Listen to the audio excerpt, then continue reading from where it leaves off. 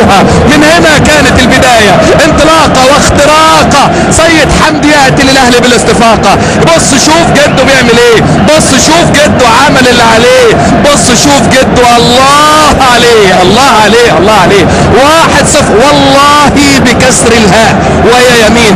هي ترجمة حقيقية لواقع نراه أمامنا. فالأهلي كان يكفيه فقط التسجيل، كان يبقى التفجير فقط. الأهلي ما حدا يهز أي فرحة وأي فوز وأي انتصار.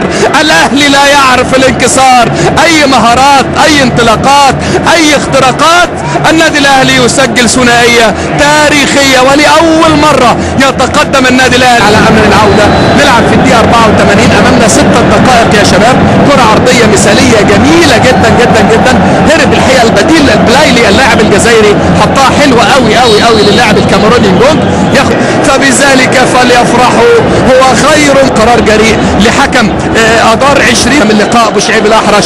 أدي الانطلاقة، أدي الاختراقة، دومينيك والتغييرات. حسام علي ضربة جزاء 2-1، ضربة جزاء والتصدي ضاعت.